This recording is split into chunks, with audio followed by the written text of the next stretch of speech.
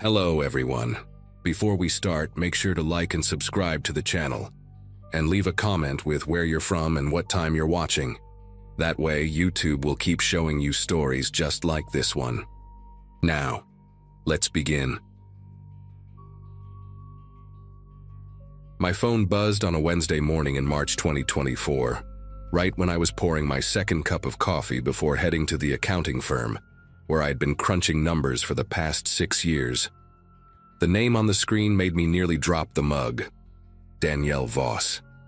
I had not heard from her since the summer after we graduated from college together in 2015, almost 9 years of complete radio silence. We had been inseparable throughout our entire 4 years at the university, the kind of friendship where people assumed we were sisters.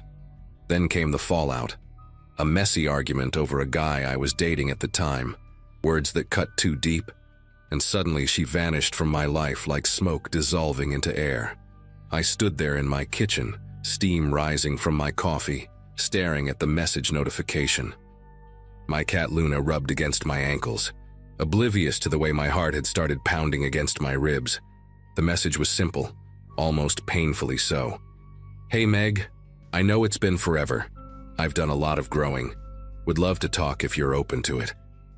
I spent the entire workday distracted, making small errors on spreadsheets that my supervisor Colleen had to point out twice. My coworker and closest friend Diane noticed something was wrong during our lunch break at the little sandwich shop across the street from our office building on Garrison Avenue. I showed her the text, and she raised an eyebrow, chewing slowly on her turkey wrap. Diane had heard all my stories about Danielle over the years, the good ones from college, and the ugly ending that had left me crying for weeks back then.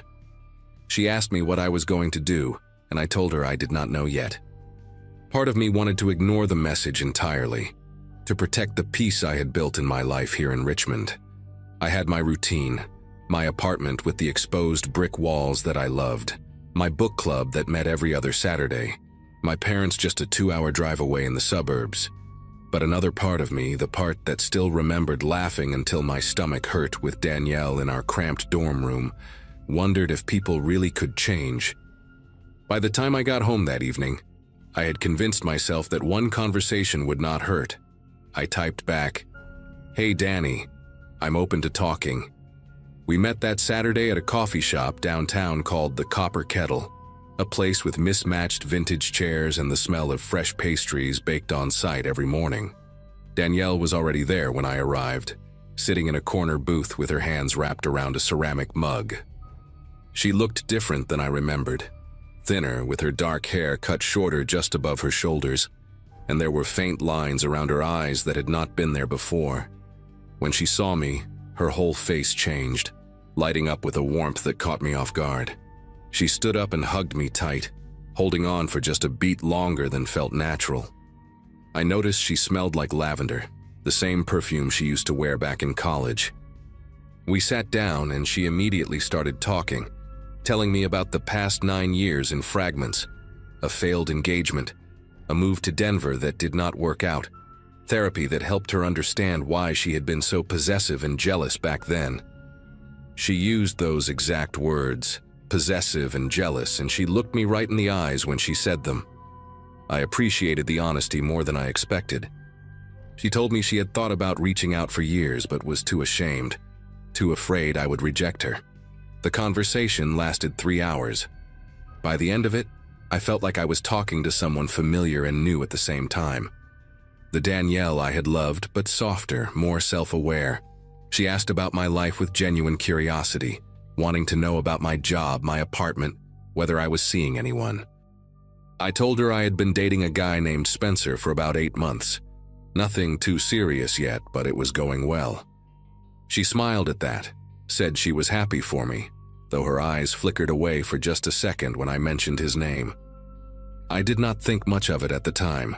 We exchanged numbers again, and she asked if we could do this more often. I said yes.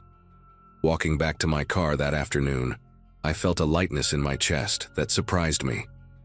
Diane called me that night to ask how it went, and I told her it was good, really good. She was quiet for a moment on the other end of the line, then said she was glad but to be careful. Old patterns have a way of coming back, she said. I laughed it off and told her Danielle had changed. Looking at it now, I wish I had listened to Diane more carefully. I wish I had paid attention to that flicker in Danielle's eyes when I mentioned Spencer's name. Over the next few weeks, Danielle became a constant presence in my life again.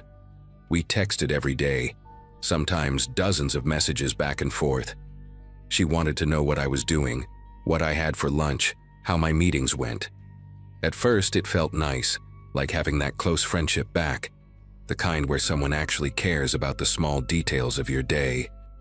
She started showing up at my apartment with little gifts, a candle she thought I would like, a book by an author we used to read together, homemade cookies wrapped in wax paper.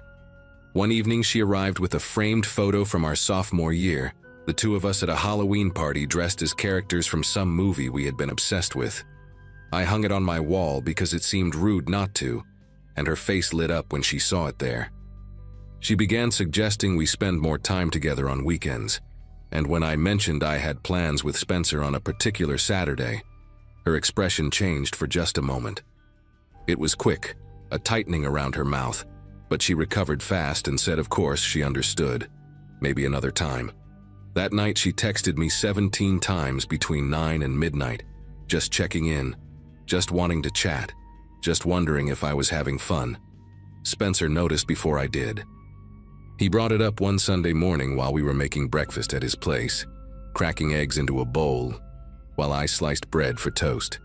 He said Danielle seemed intense, that every time he came up in conversation she got this look on her face. I told him she was just adjusting, that she had been through a lot and was probably lonely. He nodded but did not look convinced. A few days later, Danielle asked me to have dinner with her on Friday night, and when I told her I already had plans with Spencer, she went quiet. Then she said she was worried about me, that Spencer seemed controlling, that she had noticed how much time he demanded from me. I was stunned. Spencer was the least controlling person I knew. He encouraged me to see my friends, never checked my phone, gave me space whenever I needed it. I told Danielle she was wrong, that she did not know him well enough to say something like that. She apologized quickly, said she was just looking out for me, said she did not want to see me get hurt like last time. Like last time. The guy we had fought over 9 years ago. I felt something cold settle in my chest, but I pushed it down and changed the subject. The isolation happened so gradually that I almost did not notice it. Danielle started making comments about Diane, little things that seemed harmless at first. She mentioned that Diane had given her a strange look when she stopped by my office one afternoon to bring me lunch. She said she overheard Diane making a sarcastic comment about her in the break room. She wondered out loud why Diane seemed so possessive of my time, why she always wanted to have lunch with me, why she texted me so much. The irony was not lost on me, but Danielle delivered these observations with such genuine concern that I found myself second-guessing my own perceptions. One day she told me that Diane had said something cruel about my appearance behind my back, something about how I had gained weight and looked tired lately. I confronted Diane about it, and she looked at me like I had lost my mind. She swore she never said anything like that, and the hurt in her eyes was real. I believed her, but the damage was already done. Things became awkward between us after that. Diane started keeping her distance, eating lunch at her desk instead of inviting me to the sandwich shop. I told myself it was fine, that friendships went through phases, but part of me knew exactly what was happening. Danielle was cutting away the people around me, one thread at a time. Then the strange things started happening at my apartment. Small things at first. I would come home and find a window unlocked that I was certain I had locked. My mail would be sitting on my kitchen counter instead of in the mailbox downstairs. One evening I found a coffee mug in my sink that I had not used, still warm, with a faint ring of lipstick on the rim that matched the shade Danielle always wore. I called her and asked if she had been in my apartment, and she laughed and said of course not. Why would I think that? But something in her voice sounded amused, almost pleased that I had noticed. A few days later I came home from work and found a new throw pillow on my couch, a deep burgundy color that I had never seen before. When I mentioned it to Danielle the next time we talked, she smiled and said she had bought it for me as a surprise, that my building manager had let her in because she had explained she was my best friend and wanted to do something nice. She said it so casually, like it was the most normal thing in the world. I did not know how to respond. I thanked her, but my voice came out thin and strange. That night I lay awake for hours, staring at the ceiling, trying to convince myself that this was all just her being thoughtful, being a good friend. But I kept thinking about that coffee mug, the warmth of it, the lipstick on the rim. Things got worse at work too. I started noticing Danielle's car in the parking garage across from my office building. A silver Nissan with a dent on the rear bumper that she had told me about weeks earlier.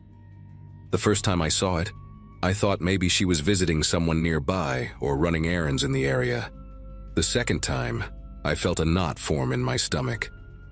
The third time, I watched from my office window on the 4th floor as she sat in the driver's seat for over an hour, not moving, just staring at the building entrance. When I texted her asking what she was up to, she replied immediately saying she was at home doing laundry. I looked back out the window and saw her phone light up in her hand inside the car. She glanced down at it, typed something, and my phone buzzed with another message, a photo of a laundry basket with clothes in it. She had that photo ready. She had prepared for me to ask. That evening, she called me, her voice sweet and concerned, asking if everything was okay because I had seemed distant lately. I told her I was just stressed with work, and she offered to come over and keep me company. I said no, that I needed some time alone. There was a long pause on the line before she said she understood, but her tone had shifted into something flat and cold. She hung up without saying goodbye. Spencer and I had a fight that weekend, our first real argument since we started dating. He told me he was worried that Danielle was not healthy for me, that he had done some searching online and found her social media accounts from Denver. He showed me the posts, dozens of them about a woman named Christy, someone Danielle had described as her best friend out there. The posts started warm and affectionate, then became accusatory and bitter, filled with comments about betrayal and abandonment. The final post was a photo of Christy's house with a caption that read, "Some people don't deserve peace." Spencer asked me if I saw the pattern, and I wanted to argue with him, wanted to defend Danielle, but the words would not come. He said he thought I should stop seeing her, cut contact completely before things escalated further. I told him he was overreacting, that he did not understand our history, that Danielle just needed support and patience. We went back and forth until he grabbed his keys and left, saying he could not watch me do this to myself. I sat alone in his apartment for a long time after he walked out, scrolling through the screenshots he had sent me, reading those posts over and over again. Christy. I wondered what had happened to her. I wondered if she had seen the warning signs too and ignored them, just like I was doing. The breaking point came on a Monday evening in late April. I had left work early because of a headache that had been building all day, a dull pressure behind my eyes that made it hard to focus on my computer screen. When I pulled into my parking spot at the apartment complex, I noticed the light was on in my living room window. I had not left any lights on that morning. I sat in my car for a few minutes, my keys gripped tight in my fist, watching the window. A shadow moved across the curtain. Someone was inside. I called the building manager first, a tired older man named Walt who lived in the basement unit. He answered on the third ring and told me he had not let anyone in today, that he had been out running errands most of the afternoon. I asked him about the time he let Danielle in before with the pillow and he went quiet.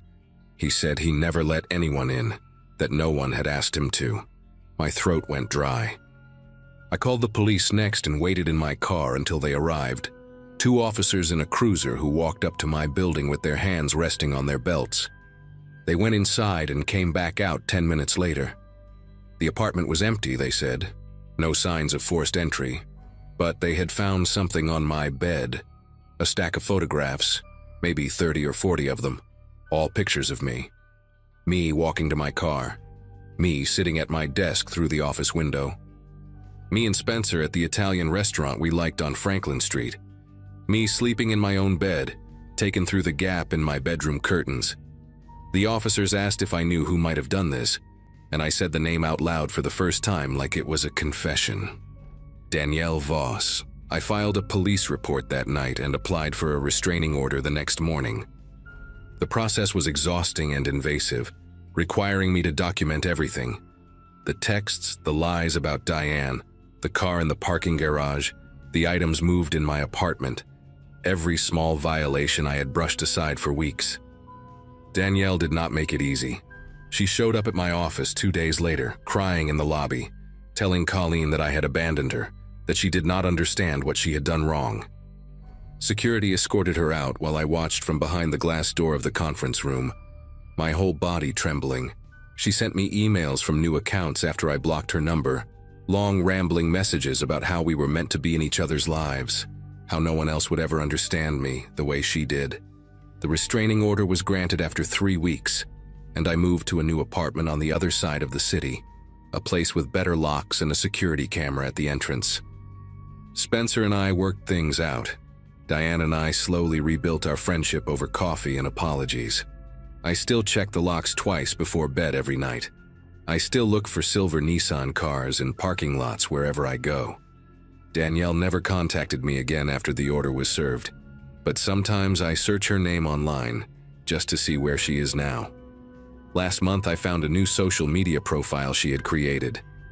Her most recent post was a photo of a woman I did not recognize, tagged as her best friend, with a caption that said, "So grateful to have found my person." I stared at that picture for a long time, at the woman's smiling face, and I wanted to warn her.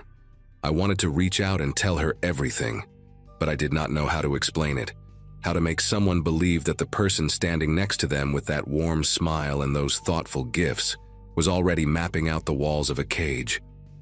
So I closed the browser and tried to forget, but I never really do.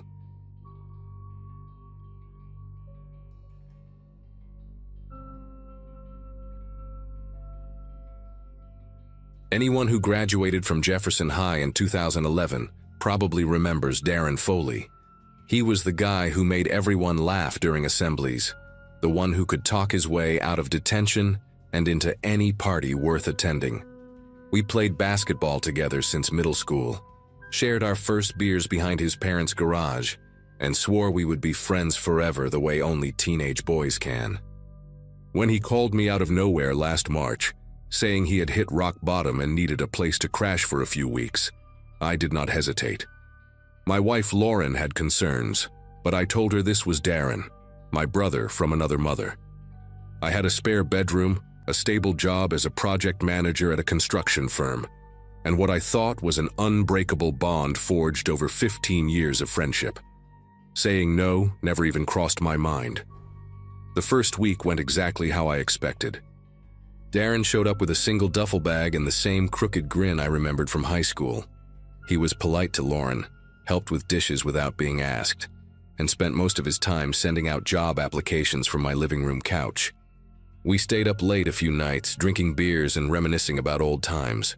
Remember when we snuck into the Riverside pool after hours? Remember when Coach Patterson caught us skipping practice? It felt good having him around, like reconnecting with a part of myself I had forgotten existed. Lauren even admitted she had been wrong to worry. "He seems like a good guy," she said one night after Darren had gone to bed early. "Maybe this will work out fine."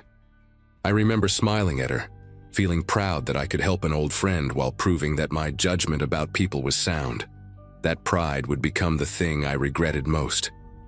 The shift happened gradually, so slowly that I almost missed it. By the second week, Darren stopped cleaning up after himself. Dishes piled in the sink, his dirty clothes appeared in random corners of the house, and the guest bathroom developed a smell that made Lauren gag every time she walked past. When I mentioned it casually, he laughed it off and said he would get to it later. Later never came. Then the job applications stopped. I noticed because the laptop I had lent him sat untouched for days, the screen dark, while Darren spent hours scrolling through his phone on my couch. He started sleeping until noon, sometimes later, and would raid the fridge at 2 in the morning. I know because the noise woke me up more than once. Lauren stopped saying anything positive about him.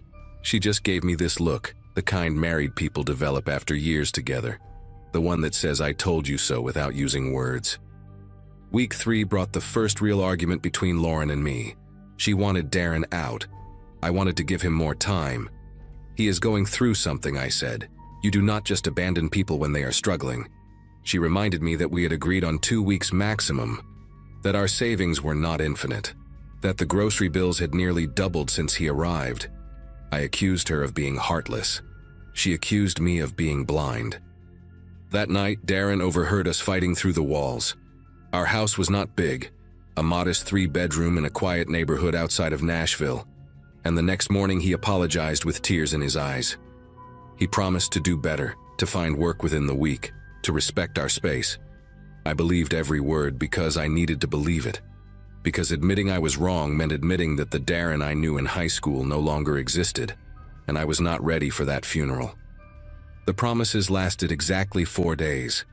I came home from work on a Thursday evening to find 2 strangers sitting in my living room. They were both men, late 20s maybe, with the kind of hollow eyes that come from too many sleepless nights and bad decisions. One of them had a neck tattoo of a snake swallowing its own tail, and the other kept bouncing his knee in a way that made the whole couch vibrate. Darren introduced them as buddies from a job he had worked last year, said they were just hanging out for a bit. Nobody asked my permission. Nobody acknowledged that this was my house, my space, my furniture they were putting their feet on. Lauren was still at work. She had picked up extra shifts as a nurse at the county hospital, partly because we needed the money now, and I remember being grateful she was not there to see this. I asked Darren to speak with me in the kitchen, and he came along with this annoyed expression on his face, like I was being unreasonable. "These are my friends," he said. "What is the big deal?" I told him the big deal was that he could not just invite random people into my home without asking. He stared at me for a long moment, then shrugged and said, "Fine, whatever. They will leave soon." They did not leave soon. Those 2 men stayed until past midnight, and when they finally walked out the front door, I noticed that a bottle of whiskey I kept in the cabinet, a gift from my father-in-law, a 20-year single malt I was saving for a special occasion, had been emptied and left on the coffee table. I did not mention it to Darren that night because I was too tired to fight, but something had changed in the air of my own home, a tension that had not been there before. Started locking my bedroom door at night, something I had never done in 6 years of living there. Lauren noticed and asked why. I lied and said I had read an article about home security, that it was just a precaution. She knew I was lying. I could see it in the way she looked at me, the way her jaw tightened when Darren walked into the room the next morning. We were both holding our breath now, waiting for something we could not name, and the walls of our little house seemed to shrink a bit more every day. Darren started testing boundaries in ways that felt deliberate. He would walk into our bedroom without knocking, claiming he needed to borrow a phone charger or ask a quick question. He began making comments about Lauren when she was not around. Nothing overtly threatening, just observations that left a sour taste in my mouth. "She looks stressed lately," he would say. "She should smile more." Or he would mention how nice she looked in a particular dress, then hold eye contact with me a beat too long, like he was waiting to see if I would react. One evening I found him standing in the hallway outside our bathroom while Lauren was showering. He said he was waiting to use it, but the guest bathroom was empty, and he knew that. When I confronted him, he laughed and called me paranoid. "You are acting crazy, man," he said. "I have known you since we were 12. You think I would do something to your wife?" He made me feel like the problem, like my instincts were betraying me. That is what people like Darren do. They twist reality until you cannot trust your own perception anymore. Lauren gave me an ultimatum on a Sunday morning in early April. "Either he goes or I go," she said, and I could see she had been crying before I woke up.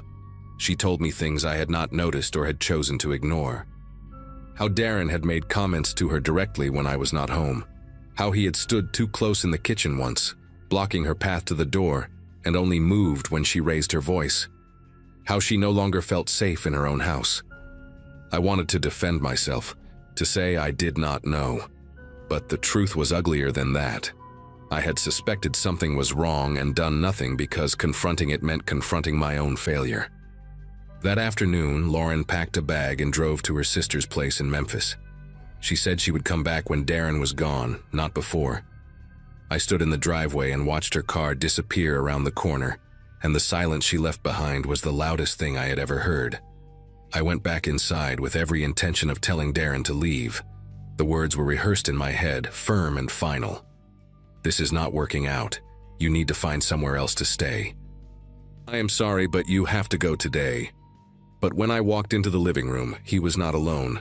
The two men from before were back, plus a woman I had never seen, skinny with dark circles under her eyes and fingernails bitten down to raw pink. They were drinking my beer, watching my television, and Darren sat in the middle of them like a king on a borrowed throne.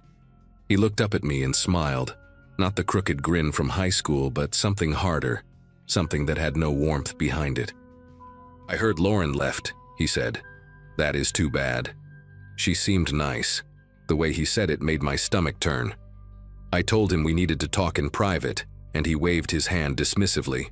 "Whatever you have to say, you can say in front of my friends. They are practically family at this point." The woman laughed at that, a high-pitched sound that bounced off the walls. I said it anyway, right there in front of all of them. I told Darren he had to leave, that I wanted everyone out of my house by the end of the day. For a moment, nobody moved. Then Darren stood up slowly, and I noticed for the first time how much bigger he had gotten since high school. Not fat, but thick, solid in a way that made me aware of my own average build. He walked toward me until we were standing close enough that I could smell cigarettes on his breath, a habit he must have picked up recently because he never smoked when we were younger. "You are kicking me out," he said, more a statement than a question, "after everything I have done for you." I almost laughed at the absurdity of it, but the look in his eyes stopped me. There was nothing there I recognized. No friendship, no gratitude, no memory of shared history. Just cold calculation and something that looked a lot like contempt. He shoved me then, both hands flat against my chest, hard enough to send me stumbling backward into the wall. The back of my head hit the corner of a picture frame, and I felt a sharp sting followed by something warm trickling down my neck. The next few minutes became a blur of noise and movement. One of the men grabbed my arm while the other blocked the front door. Darren stood in front of me, breathing hard, his face red with an anger I did not understand and had done nothing to deserve. "You think you can just throw me out like garbage," he said, "after I lost everything. After my own family turned their backs on me. You were supposed to be different." He hit me then, a closed fist to the side of my face that sent white sparks across my vision. I tasted copper and felt one of my teeth shift in a way teeth should not move. The woman on the couch had not moved at all. She just watched with empty eyes, like this was something she had seen before and would see again. I managed to break free from the man holding my arm, and pure survival instinct sent me running toward the back of the house. I made it to the kitchen, grabbed my car keys from the counter where I always left them, and went through the garage door. I heard Darren yelling behind me, heard footsteps on the concrete, but I was already in my truck and reversing down the driveway before anyone could reach me. The last thing I saw in my rearview mirror was Darren standing at the edge of my property, arms at his sides, watching me flee from my own home. I drove straight to the police station with blood drying on my collar and a bruise already swelling beneath my left eye. The officers took my statement and photographs of my injuries, and two of them accompanied me back to the house an hour later. Darren and his friends were gone by then, but so were a lot of other things. My laptop, Lauren's jewelry box, the emergency cash we kept in the bedroom closet, even the television. The place looked like it had been ransacked by strangers, which I suppose it had been. I filed a report, changed all the locks, and spent that night at a motel because I could not stand to sleep in those rooms alone. Lauren came back 3 days later, and we held each other in the empty living room without saying much. The police eventually found Darren 2 weeks after that, picked him up on unrelated charges in a town about 40 miles south. I never saw him face to face again, never got most of our things back, never received an apology or explanation. What I got instead was a restraining order and a hard lesson about the distance between who people were and who they become. Sometimes I still think about that kid from Jefferson High, the one who made everyone laugh, and I wonder where exactly he disappeared to. But then, I touch the small scar on the back of my head, and I remember that wondering is a luxury I can no longer afford.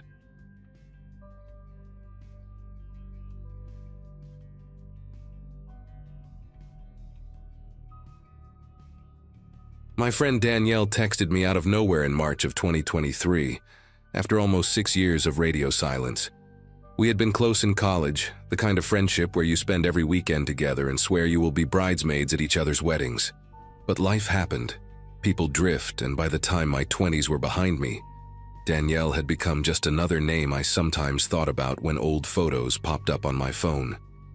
So when she reached out saying she had rented a farmhouse in rural Tennessee for a weekend getaway and wanted to reconnect, I felt a strange mix of guilt and excitement.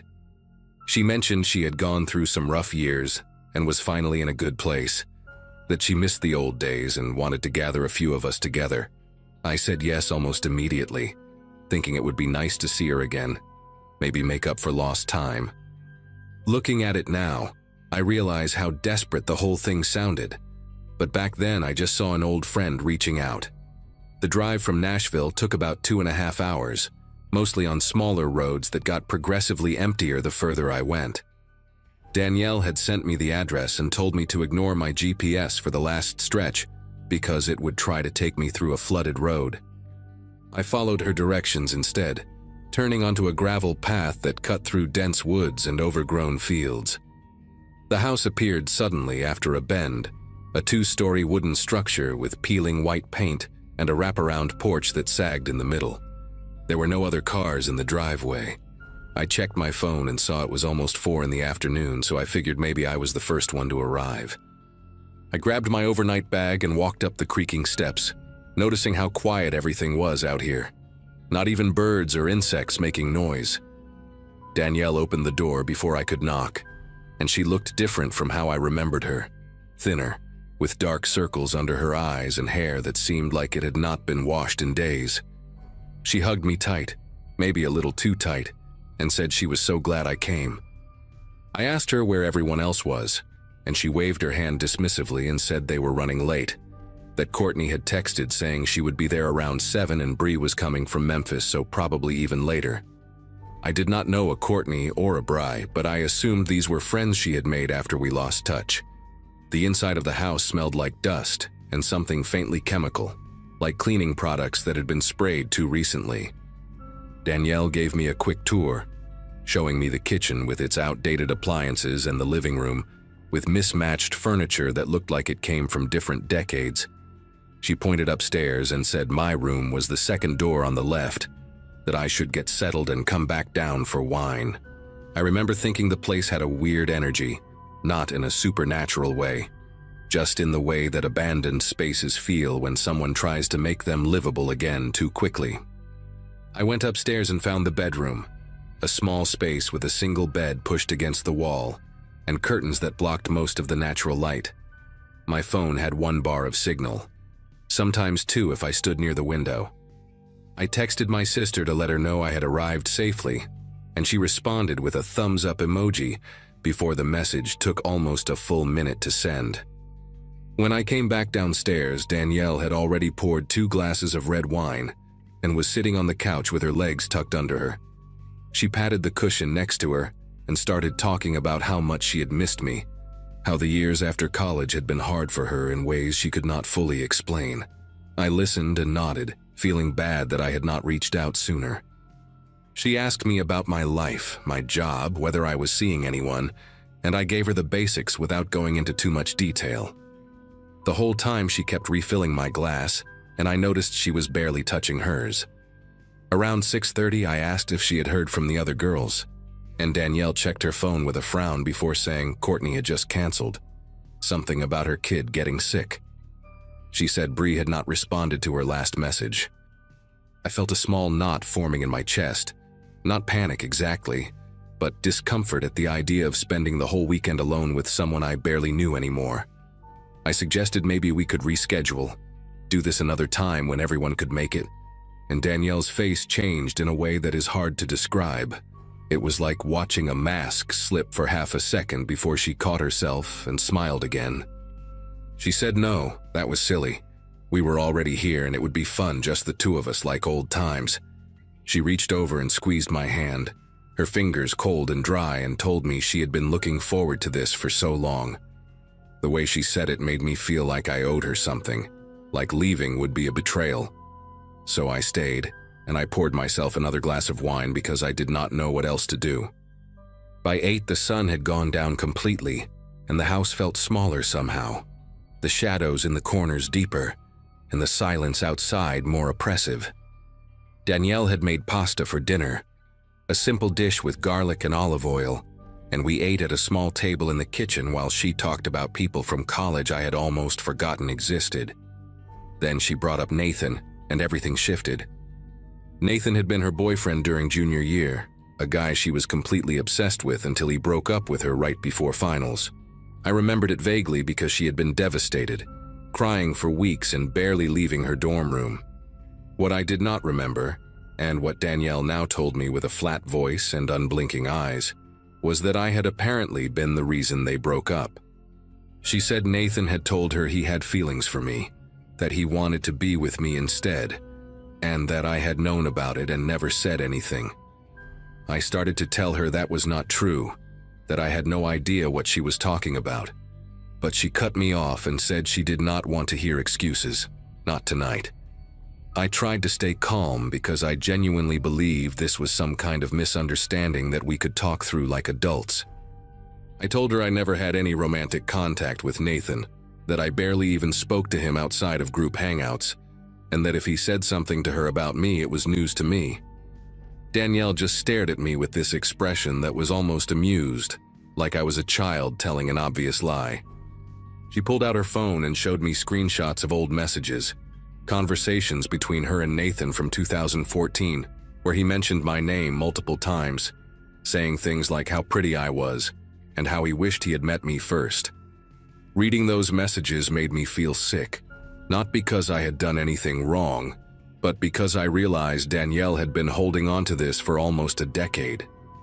She had saved these screenshots, carried them with her through the years, let them fester inside her head until they became something monstrous.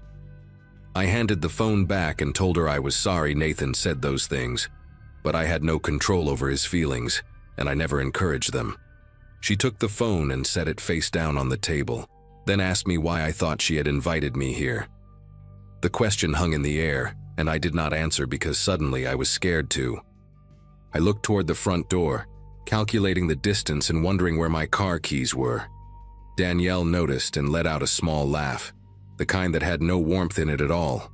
She said my keys were in her purse, that she had taken them when I went upstairs to settle in, just as a precaution. My heart started beating faster and I stood up from the table, trying to keep my voice steady, as I told her this was not okay, that I wanted to leave right now. She stayed seated, completely relaxed, and said the nearest town was about 15 miles away, and there were no streetlights on that road, so walking was not really an option. She said I should sit back down and finish my wine, that we still had a lot to talk about. I thought about running anyway, grabbing my bag and just going, but it was pitch black outside and I had no idea where I was. I also thought about calling someone, but my phone was upstairs and the signal was barely functional. So I sat back down, my pulse pounding in my ears, and waited to see what she would do next. Danielle started talking again, but her voice had changed, slower and more deliberate, like she had rehearsed this speech many times before. She told me that after Nathan broke up with her, she spiraled into a depression that lasted years. She dropped out of school, moved back in with her parents, and spent most of her mid-20s going through different medications and therapists trying to feel normal again. She said she lost friends, jobs, relationships, all because she could never get over what happened. And the whole time she kept tabs on me through social media, watching me graduate, get a job, go on vacations, smile in photos with people who loved me. She said it was like watching someone live the life that was stolen from her. I wanted to tell her that none of that was my fault, that I had my own struggles she never saw, but I knew it would not matter. In her mind, I was the villain of her story, and nothing I said was going to change that. She had built an entire narrative around me being the reason her life fell apart, and this weekend was supposed to be some kind of reckoning. She stood up and walked to the kitchen counter, opening a drawer and pulling out a small notebook with a worn cover. She brought it back to the table and flipped through the pages, showing me entries dated over several years, all of them about me. Some were just observations, things I had posted online or updates about my life she had gathered from mutual acquaintances. Others were more disturbing, long paragraphs about how I had ruined her chance at happiness and how she fantasized about making me understand her pain. There were pages where she had written my name over and over, surrounded by words like liar and thief and someday. I felt my whole body go cold reading those pages, realizing that this was not a spontaneous breakdown or a momentary lapse in judgment. Danielle had been planning something for years, keeping this journal like a countdown to a moment she had been waiting for. I asked her what she wanted from me, what would make this stop, and she closed the notebook and looked at me with something close to pity. She said she just wanted me to stay and listen, that was all. Just stay and listen until she was finished. The next few hours were the longest of my life. Danielle talked and talked, going through every grievance she had collected over the years, every perceived slight and injustice she blamed me for. She brought up things I had completely forgotten, a comment I made at a party in 2013, a photo I was tagged in with Nathan in the background, a birthday message I sent her that she thought was insincere. She dissected each one like evidence in a trial, explaining how they proved I was a manipulative person who had sabotaged her on purpose. I sat there and listened because I did not know what else to do, nodding when she seemed to want acknowledgement and staying quiet when her voice got louder. At some point around midnight, she started crying, these deep sobs that shook her whole body, and for a moment I almost felt sorry for her. Then she wiped her face and looked at me with red eyes and said this was good, that she felt lighter already, that she had needed to say all of this to my face for so long. She thanked me for coming, like I had done her a favor, like this was a normal interaction between two old friends catching up. Around 2 in the morning, she said she was tired and wanted to go to bed.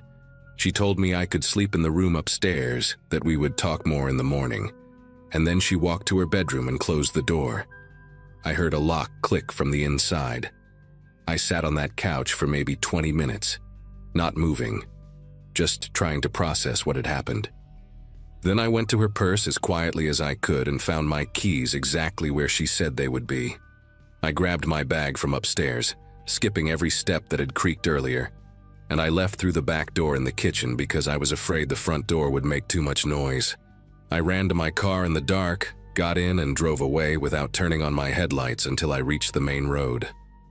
I did not stop until I hit a gas station about 40 minutes later, and that is when I finally let myself break down. I never heard from Danielle again after that night.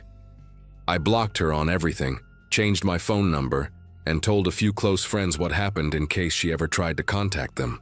Sometimes I wonder what would have happened if I had stayed until morning, what the next part of her plan was. I try not to think about it too much, but every now and then I wake up at 2 in the morning and remember the sound of that lock clicking shut, and I cannot fall back asleep.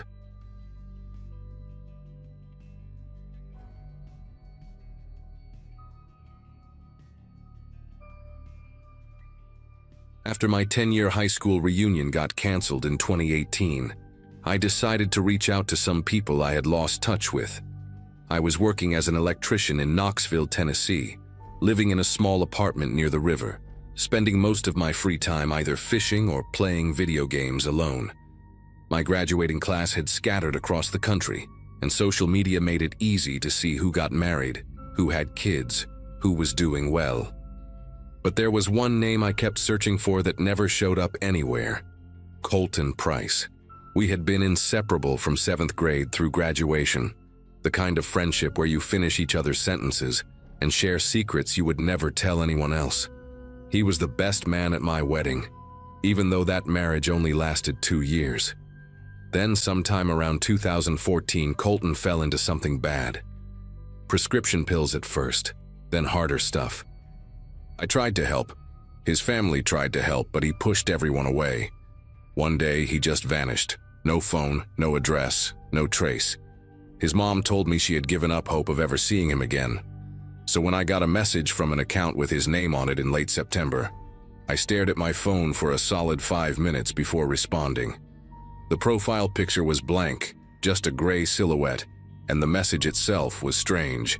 It said, "Hey brother, I'm back. Would love to catch up if you're open to it. I'm in a much better place now." No explanation of where he had been for 4 years, no apology for disappearing, nothing about what happened, just those 3 short sentences. I typed back immediately, my heart pounding in my chest, asking if it was really him and where he had been. His response came almost an hour later, and it was just as minimal. "It's me. Can we meet? I have so much to share with you." Something about the phrasing struck me as odd, like it was written by someone who had learned English as a second language. But I chalked it up to my own paranoia. This was Colton, my best friend. Of course I wanted to see him.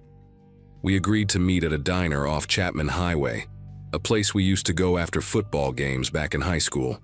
I got there early, grabbed a booth by the window and ordered coffee I did not really want, just to have something to do with my hands. The waitress was an older woman with a name tag that said Doris, and she kept refilling my cup without asking, which I appreciated because it gave me an excuse to keep looking at the door. Colton walked in exactly at 7, not a minute early or late, which was strange because the Colton I knew had never been on time for anything in his life. He used to joke that he would probably be late to his own funeral. But there he was, standing in the doorway, scanning the room with this slow mechanical movement of his head, like a security camera panning across a parking lot. When his eyes found me, he smiled, but it was not the smile I remembered. It was too wide, too symmetrical, like someone had taught him how to arrange his face into that expression, and he was following the instructions precisely. He slid into the booth across from me, and the first thing I noticed was how clean he looked. Not just sober, but scrubbed, polished, like he had been pressure washed and reassembled. His hair was cut short and neat, his skin was clear, his clothes were plain but spotless, a white button-down shirt tucked into khaki pants. He looked like someone going to a job interview at a bank. The Colton I remembered wore band t-shirts with holes in them and had a tattoo of a snake wrapped around his forearm that he got when we were 19. The tattoo was still there. I could see the tail of it peeking out from under his sleeve, but everything else about him seemed like a different person. He reached across the table and grabbed my hand, squeezing it hard, and said, "It is so good to see you, brother." His voice was flat, monotone, like he was reading from a script. I asked him where he had been, what happened, if he was okay. He just kept smiling that strange, wide smile and said, "I found something that saved my life. I want to share it with you." I tried to get him to explain what he meant, but every time I asked a direct question, he would deflect with these vague phrases that sounded rehearsed. The path revealed itself to me. I was lost, but now I am found. Everything happens according to the design. It was like talking to a customer service recording, pleasant and empty. When I asked about specific things like where he was living or what he did for work, he would pause for exactly 2 seconds before answering. I started counting after a while because it was so consistent. 2 seconds of silence, then an answer that never quite matched the question. He said he lived with his family now, but when I asked if he meant his parents, he shook his head slowly and said, "My real family. The ones who understand." His eyes never left my face while he talked, and I realized at some point that he had not blinked once since sitting down. I told myself I was imagining it, but I started watching for it, and I swear, he went a full 15 minutes without blinking. It made my own eyes water just looking at him. The strangest part was when Doris came over to take our order. Colton had not looked at the menu once, and when she asked what he wanted, he just stared at her for a long moment without responding. She shifted her weight from one foot to the other, clearly uncomfortable, and asked again if he needed a minute. He turned to me and said, "Order for me, brother. You know what I like." But I did not know what he liked anymore. The Colton I knew would have ordered a bacon cheeseburger with extra pickles and a chocolate milkshake. Same thing every time. I ordered that for him, and when the food came, he did not touch it. He just sat there with his hands folded on the table, watching me eat my own meal with that unblinking stare. I asked if something was wrong with the food, and he said, "I do not need to eat right now. I am sustained." I laughed because I thought he was joking, making fun of some health trend or fad diet, but his expression did not change at all. He was completely serious. I pushed my plate away, my appetite suddenly gone, and asked him point blank what was going on with him. That was when his face changed for the first time. The smile disappeared, and something harder took its place. A tightness around his jaw that I recognized from years ago, from the few times I had seen him truly angry. He leaned forward across the table, and his voice dropped to almost a whisper. "You are asking the wrong questions. You are looking at the surface when you should be looking beneath." I told him I did not understand what he meant, and he grabbed my wrist hard enough that I felt the bones grind together. His grip was incredibly strong, way stronger than I remembered, and his fingers were cold even though the diner was warm. "They told me you would resist at first. They said you were not ready. But I know you, brother. I know the emptiness you carry. I know the hole inside you that nothing can fill. We can fill it. We can make you whole." I pulled my arm back and he let go, but he kept staring at me with this intensity that made me want to look away. I asked who they were. He smiled again, but this time it was different, smaller, almost secretive. "Soon," he said. "When you are ready, I will take you to meet them." I should have walked away right then. I should have thrown some cash on the table, told him to get help, and never looked back. But this was Colton, my best friend since we were 12 years old. The guy who held my hand at my dad's funeral when I was 17, who let me sleep on his couch for 3 weeks after my divorce, who knew things about me that I had never told another living soul. I could not just abandon him, not when he was clearly mixed up in something bad. So I agreed to meet him again, thinking maybe I could figure out what was happening. Maybe I could help him the way I failed to help him when the drugs took over. We set a time for the following Saturday, same place, and he stood up from the booth without another word. He walked out of the diner and I watched him through the window, expecting him to get into a car or walk toward the bus stop. Instead, he just stood on the sidewalk, perfectly still, facing away from me. A white van pulled up about a minute later, unmarked, no windows in the back. The side door slid open and Colton climbed in without hesitation, like he had done it 1,000 times before. The van drove away and I sat there in that booth for another hour, trying to convince myself that what I had just witnessed was normal. The week between our meetings was one of the longest of my life. I could not stop thinking about Colton, about the way he talked, the way he moved, the emptiness behind his eyes. I started researching online, typing things like "friend joined a cult" and signs of brainwashing into search engines at 2 in the morning when I could not sleep. The articles I found described exactly what I had seen. The rehearsed phrases, the emotional flatness, the use versus them mentality, the mysterious family that replaced all previous relationships. Some of these groups targeted addicts specifically, people who were already broken and desperate, people who would do anything to escape the pain they were in. They offered structure, purpose, belonging. They offered to fill the hole. And once they had you, they did not let go. I thought about calling his mom, warning her that he was back but that something was seriously wrong. But I did not know what I would even say. "Your son is alive, but he talks like a robot and got picked up by a windowless van." She would think I was crazy. Maybe I was crazy. Maybe Colton had just found religion or gotten really into meditation or something, and I was making it into something sinister because I felt guilty for not saving him from the drugs. Saturday came and I drove back to the diner, my stomach churning the whole way. Colton was already there when I arrived, sitting in the same booth, wearing the exact same clothes as before, the white button-down and khaki pants. I wondered if he owned anything else, or if this was some kind of uniform. He smiled when he saw me, that wide mechanical smile, and gestured for me to sit down. This time he had brought something with him, a small leather-bound book that he placed on the table between us. The cover was blank, no title or author, just worn brown leather that looked like it had been handled by many hands over many years. He pushed it toward me and said, "This will help you understand. This is how it began for me." I picked it up and flipped through the pages. The text inside was handwritten, dense paragraphs in tiny, careful script, but the words did not make sense.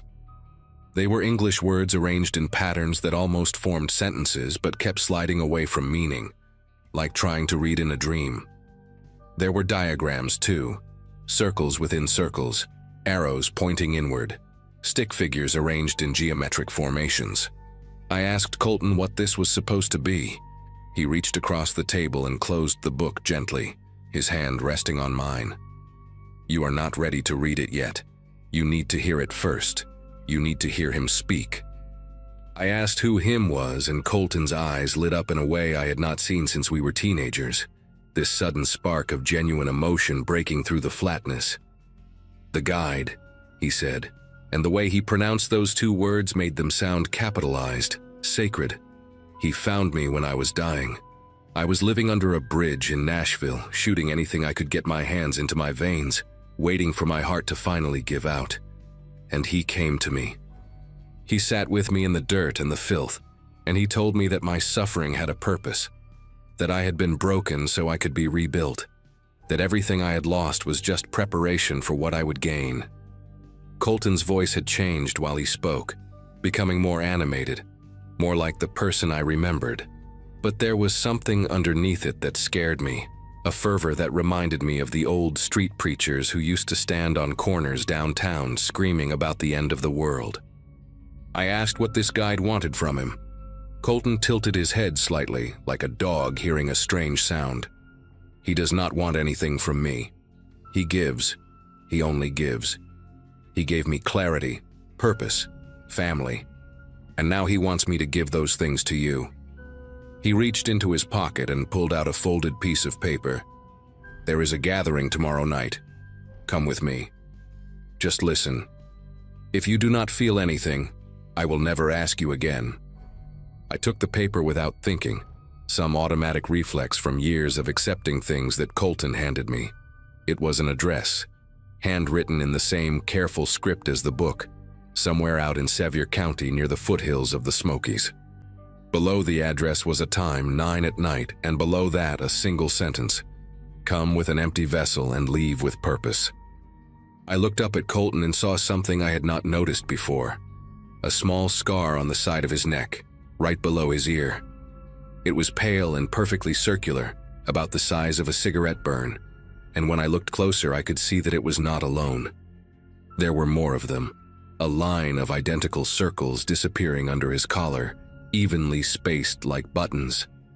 I asked him what happened to his neck, and the spark in his eyes vanished instantly, replaced by that flat, empty stare. "Proof of commitment," he said. "Proof that the body is just a container." He stood up from the booth, tucking the leather book back into his jacket. "Tomorrow night, I will be waiting outside at 9. Do not be late, brother." He walked out of the diner and I watched him climb into the same white van that had been idling in the parking lot the entire time we talked, its engine running, someone behind the tinted windshield I could not see. I did not go to the gathering. I sat in my apartment that Sunday night with all the lights on, staring at the folded piece of paper on my kitchen table, watching the clock tick past 9.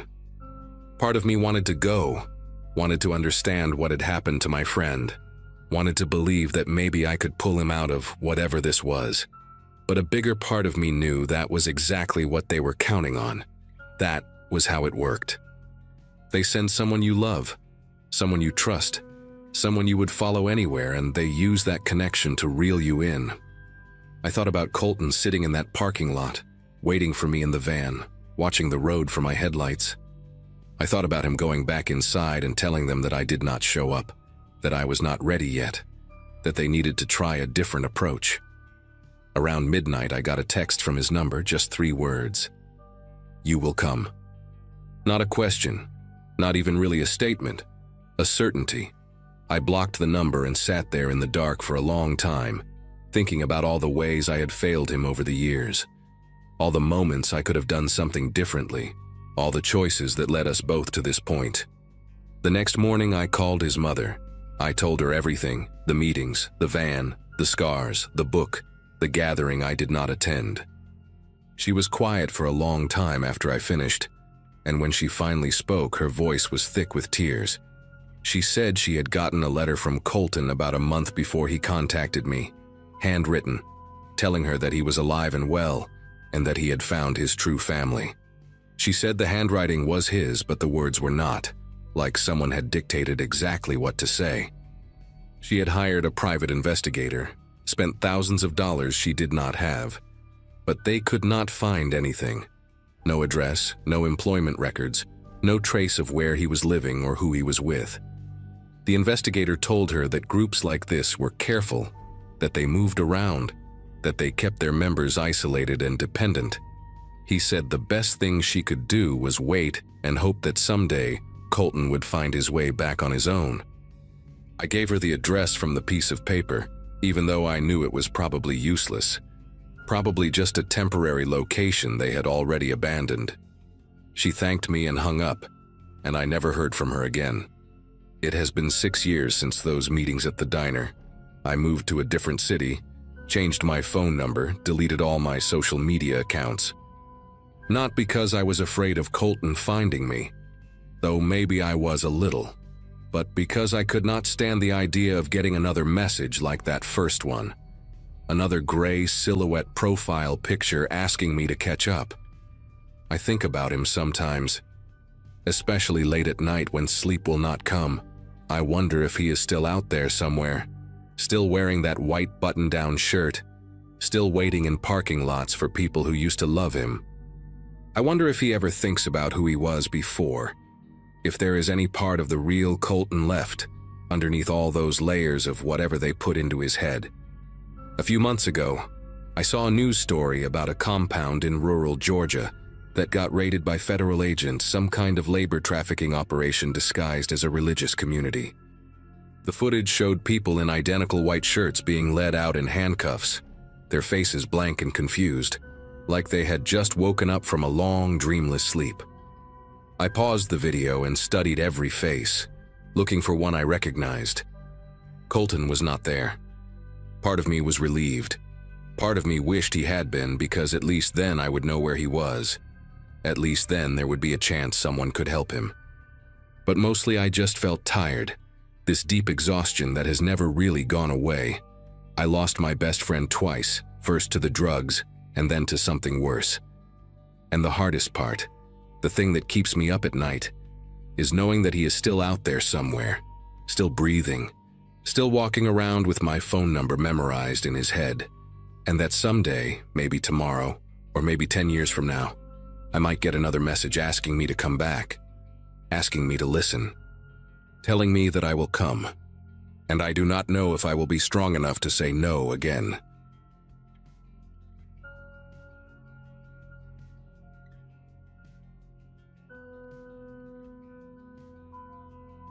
Around my 10-year high school reunion, I got a Facebook message from Brandon Kelly. We had been decent friends back in the day, sat next to each other in chemistry, played on the same basketball team sophomore year. After graduation, he went down a rough path, got into drugs, did some time for possession, the whole thing. His name would come up occasionally when old classmates gossiped about who made it and who didn't. So when I saw his message pop up, I almost ignored it. But something made me click. He told me he had gotten clean, found Jesus, started his own little business. The profile picture showed a different person than I remembered. Healthier, smiling, standing next to a modest sedan like he was proud of it. I figured everyone deserves a second chance. We agreed to grab coffee that Saturday, catch up like normal people do. I had no idea that one decision would cost me everything I spent years building. We met at a diner off Route 9, one of those places with sticky menus and bottomless coffee. Brandon looked good, genuinely good. He had put on some healthy weight, his eyes were clear, and he talked about his daughter like she was the center of his universe.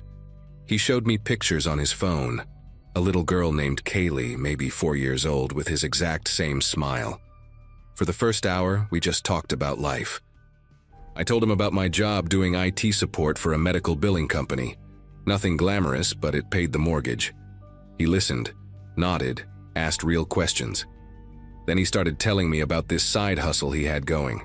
Said he was buying stuff online, electronics, brand name clothes, household items, and flipping them for profit on different platforms. Nothing crazy, just arbitrage. He made it sound like everyone was doing it, like it was just being smart with money. He asked if I wanted in on it, said he could show me the ropes. The extra cash would help, he said, and my car needed new brakes and my credit card balance was getting out of control. I said I would think about it. By the end of that week, I had already joined the private Discord server he sent me. The Discord had maybe 40 people in it, all using usernames instead of real names. Brandon was FlipKing499, and he told me to pick something generic, so I went with Midwest Grind. The setup seemed legit at first. People would post deals they found, a pallet of returned merchandise from a big retailer going for pennies on the dollar, limited edition sneakers dropping at specific times, electronics with pricing errors that you could snag before the company fixed it.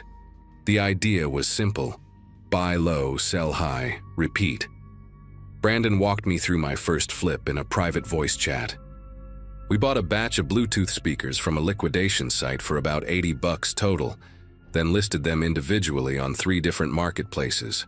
Within 2 weeks, I made almost $300 profit. It felt like free money. I remember telling my wife Amy about it, showing her the PayPal balance on my phone. She was skeptical but happy. We used that first profit to finally fix the brakes on my car. That felt like proof that this whole thing was real, that Brandon had actually figured something out. For the next couple months, everything ran smooth. I was making an extra $500, sometimes $800 a month just working a few hours after my regular job. The Discord group had rules.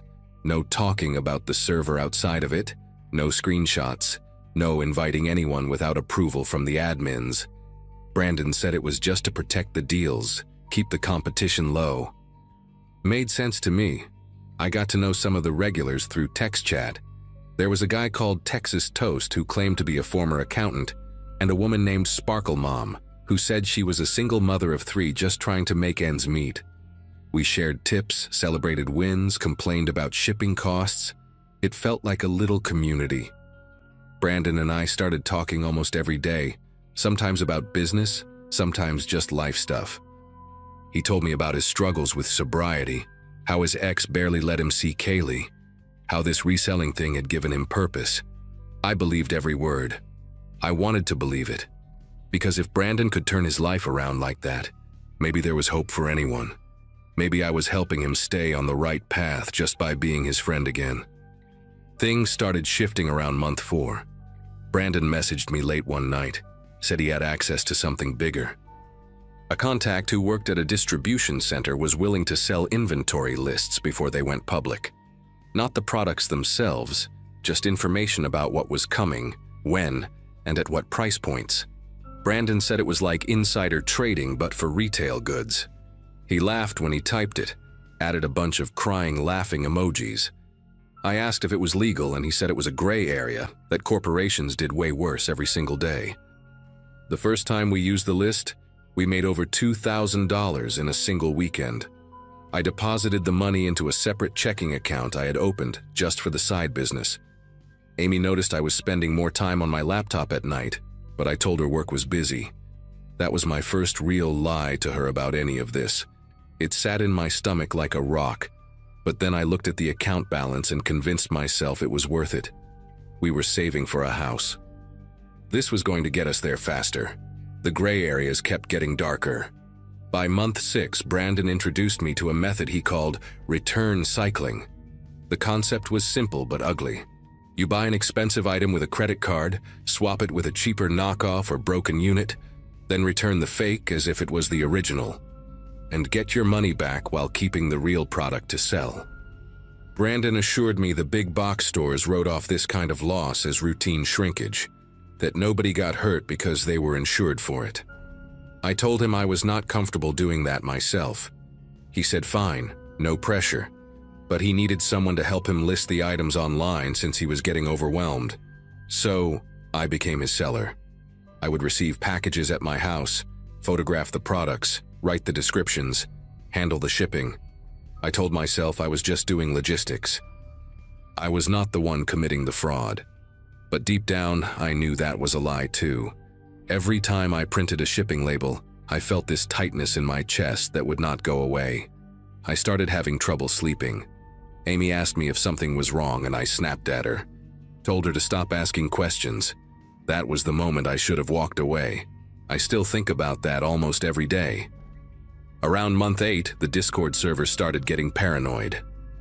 One of the regulars, a guy who went by Ohio Hustle, stopped posting out of nowhere. A few days later, someone said they heard he got a visit from postal inspectors asking about packages. Brandon told everyone to stay calm, said Ohio Hustle was probably sloppy with his methods, and that the rest of us were fine as long as we followed protocol. But the vibe in the group changed after that. People started deleting old messages, changing their usernames, talking about VPNs and encrypted apps. Brandon moved our private conversations to Signal and told me to delete our entire text history. I did it without questioning him. Looking back, that blind obedience terrifies me more than anything else. I had become so deep in this thing that I just did whatever he said. He could have told me to drive a package across state lines, and I probably would have done it.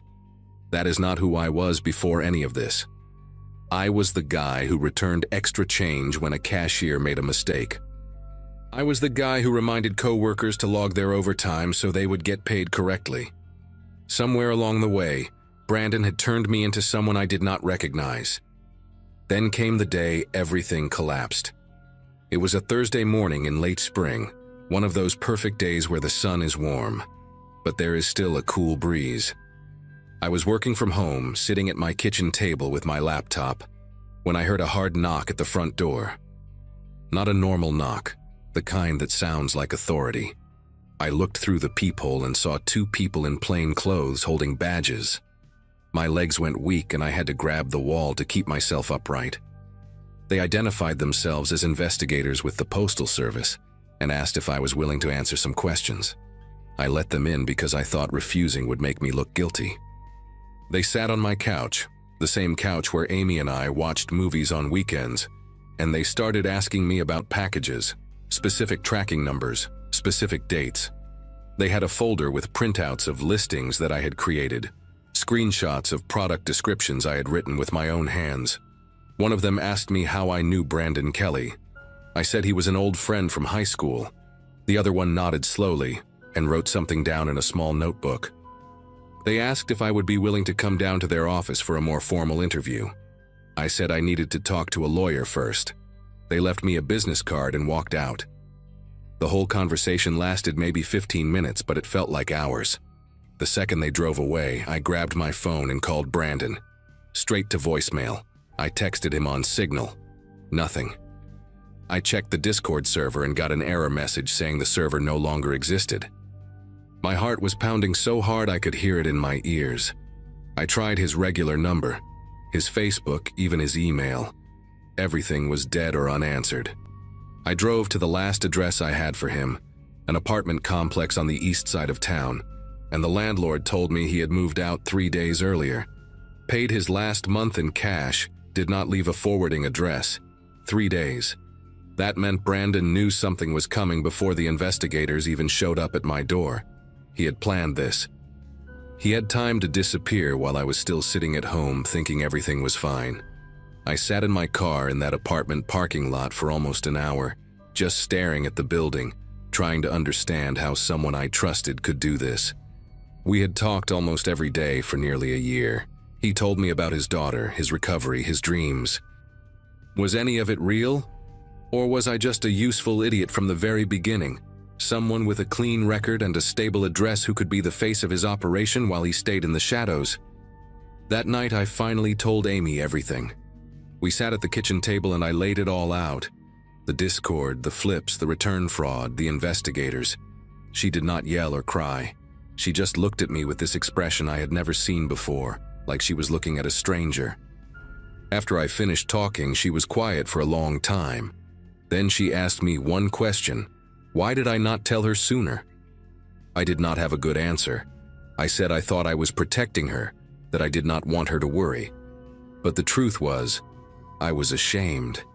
I knew what I was doing was wrong, and I did not want to see that judgment in her eyes. She slept in the guest room that night. I stayed up until 4 in the morning going through every email, every file, every transaction, trying to piece together just how exposed I really was. The answer was bad. My name was on shipping labels, on marketplace accounts, on the checking account where all the money flowed through. Brandon had been careful to keep himself one step removed from everything. The packages came to my house. The accounts were registered with my information. If anyone was going to take the fall for this, it was me. I hired a lawyer the next day, a woman named Christine who specialized in federal cases. She was not cheap, but she was direct, which I appreciated. After reviewing everything I had, she told me the situation was serious but not hopeless. The investigators were building a case against a network, not just me. If I cooperated fully and could demonstrate that Brandon was the one running the operation, there was a chance I could avoid the worst outcomes.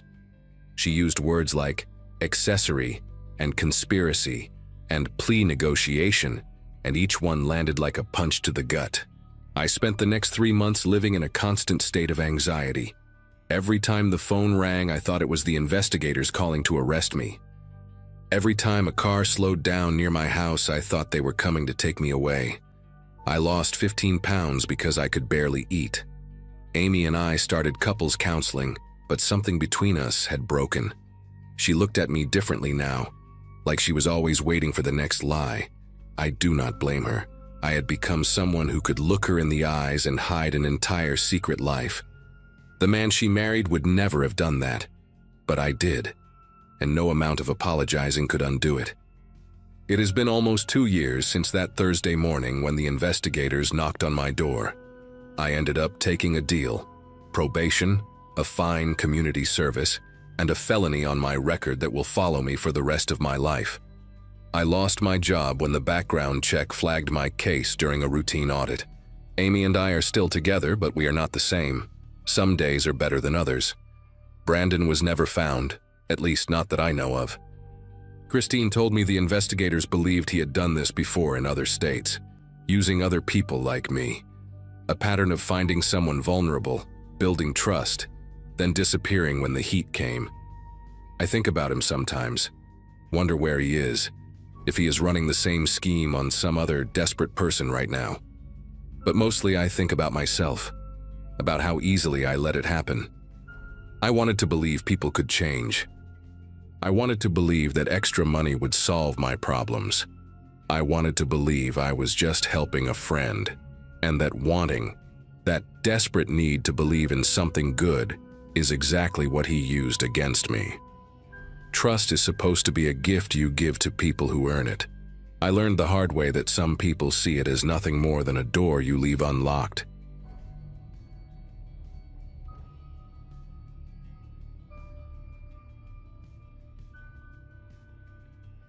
Sometimes your past finds you in the most ordinary places. Mine found me at the frozen foods section of a grocery store in Cedar Rapids, Iowa, on a Wednesday afternoon in late September 2024. I had just turned 34 the month before. My daughter Molly had made me a lopsided cake with too much frosting, and my husband Jack had surprised me with a weekend trip to Chicago that we still had not taken. Life was good, predictable, safe. I worked as a dental hygienist at a family practice downtown, drove a Subaru Outback with Cheerios permanently embedded in the back seats, and had not thought about Ridgemont High School or the people I knew there in what felt like a lifetime. I was reaching for a bag of frozen peas when I heard a voice behind me that made every muscle in my body tense up before my brain could even process why. Maggie Dalton. Or I guess it's Maggie Thornton now, right? The voice was deeper than I remembered, rougher around the edges, but I knew exactly who it belonged to before I turned around. Shelby Crane stood there in the frozen aisle, her dirty blonde hair pulled back in a messy ponytail, wearing a faded denim jacket that looked like it had seen better days about a decade ago. She had aged in that hard way that tells you life had not been gentle. Deep lines around her mouth, a scar on her chin that was not there before, eyes that seemed simultaneously tired and too alert. We had been inseparable once, back in 9th and 10th grade, the kind of friendship that burns hot and fast during those years when everything feels like life or death. Then something happened between us, something we never spoke about again, and I had spent the last 18 years making sure our paths never crossed. Yet here she was, smiling at me with a warmth that did not quite reach her eyes, blocking my path to the checkout lanes. "Shelby," I managed to say, and I hated how my voice came out thin and uncertain. "Wow, it's been a long time." She stepped closer and I caught a whiff of cigarette smoke mixed with something floral, maybe jasmine, a combination that instantly transported me back to her childhood bedroom, where we used to stay up all night talking about boys and planning futures that never materialized. She was studying my face like she was looking for something specific, cataloging every detail, and it made me want to take a step backward into the freezer case behind me. I clutched the bag of frozen peas against my chest like some kind of pathetic shield. My mind was racing through calculations. How did she find me? Was this a coincidence? Did she know I lived here now? Had she been looking for me? Cedar Rapids was not exactly a small town, but it was not Chicago either. Running into someone from my past, someone from that specific chapter of my past, felt too precise to be random chance. 18 years, Shelby said, nodding slowly like she'd been counting every single one of them. "You look good, Maggie, real good. Got the whole suburban mom thing going on, huh? Saw the ring, the sensible car in the parking lot. You did exactly what you always said you would do. Got out, made something normal." There was an edge to the way she said normal that I did not like, a slight curl of her lip that suggested judgment or maybe jealousy. I could not tell which. She reached out and touched my arm, her fingers cold even through my sweater, and I noticed her nails were bitten down to the quick, the cuticles ragged and raw. "Listen, I did not track you down to make small talk about the glory days or whatever. I need to talk to you about something important, something we both need to discuss before it's too late." The fluorescent lights above us flickered once, and in that brief stutter of light and shadow, Shelby's face looked almost skeletal, desperate in a way that frightened me more than I wanted to admit. I suggested we go somewhere to talk, mostly because I did not want to have whatever conversation this was going to be in the middle of a grocery store where any of my neighbors or co-workers might walk by. We ended up at a coffee shop 3 blocks away, one of those places with exposed brick and mismatched furniture that tried too hard to feel authentic. I ordered a latte I did not want just to have something to do with my hands, and Shelby got black coffee that she proceeded to not drink, just wrapped her fingers around the cup, like she was trying to absorb its warmth. For a few minutes we sat in silence, and I watched her eyes dart around the room, checking the exits, studying the other customers, never settling on any one thing for more than a second or two. She looked like a person waiting for something bad to happen, like someone who had grown accustomed to bad things happening, and now expected them as a matter of course. I remembered her as fearless once, the girl who would climb the water tower on a dare, who talked back to teachers and snuck out of her house almost every weekend. This version of Shelby was something else entirely. "Do you remember Kaylee Barton?" Shelby finally asked, and the name hit me like a physical blow to the chest. Of course I remembered Kaylee Barton. I had spent 18 years trying to forget Kaylee Barton, trying to convince myself that what happened was not as bad as my memory insisted it was, that we were just kids doing stupid kid things, and nobody was really responsible. Kaylee had been a sophomore when we were freshmen, a quiet girl with thick glasses and a stutter that got worse when she was nervous. She wore the same 3 sweaters in rotation and always ate lunch alone in the library. She was exactly the kind of target that cruel teenagers zero in on, and Shelby and I had been cruel teenagers, desperate to climb whatever invisible social ladder existed at Ridgemont High. I did not answer Shelby's question, but my face must have told her everything she needed to know, because she nodded slowly and leaned forward across the table, lowering her voice to barely above a whisper. They found her, Maggie. Last month, some hikers up near Blackhawk County found remains in a ravine about 2 miles from where we left her that night. Took the medical examiner a few weeks to identify the body, but they did. Dental records. Shelby's voice was flat, clinical, like she was reciting facts from a news report rather than describing something we had been part of. My mind was spinning, trying to reconcile what she was saying with the story I had told myself for almost 2 decades. We had left Kaylee at the abandoned Mercer farmhouse that night. Sure, it was supposed to be a prank, a stupid hazing ritual that some of the older kids had dared us to pull off. We told Kaylee there was a party out there, drove her 20 miles outside of town, and then we left her. Just left her in the dark, in the middle of nowhere, with no phone and no way to get home. I remembered her face in the rearview mirror as we drove away, illuminated by our taillights, her mouth open in a scream I could not hear through the closed windows. But she was supposed to have walked home. She was supposed to have been fine. That is what I told myself every time the memory surfaced uninvited. That's not possible, I heard myself say. But even as the words left my mouth, I knew how hollow they sounded. She made it home. Her parents reported her missing like 3 days later, remember? She ran away. Everyone said she ran away. Shelby let out a short, bitter laugh that had no humor in it whatsoever. She pulled out her phone and slid it across the table to me, and I found myself looking at a news article from a local Iowa paper dated 3 weeks ago. The headline read, "Remains found in Blackhawk County identified as missing teen from 2006. There was a school photo of Kaylee, the same awkward smile and thick glasses I remembered, frozen forever at 15 years old. The article mentioned the ongoing investigation, the cold case unit that had been assigned, the renewed calls for anyone with information to come forward. I read the words, but they seemed to float above the screen, refusing to settle into anything that made sense. Kaylee Barton had not run away. Kaylee Barton had died out there in the dark, alone and terrified, and we were the ones who put her there. The cops have been asking around," Shelby continued, watching my face carefully as I processed the news article. "They talked to me last week, showed up at my apartment in Des Moines. 2 detectives with badges and that look they get when they think they already know the answers. Asked me about that night, about who Kaylee hung out with, if I remembered anything unusual from back then. Someone talked, Maggie. Someone from school remembered seeing us with her that day, remembered that we were the ones who invited her to the party that never existed." She paused and took a sip of her cold coffee, grimacing at the taste.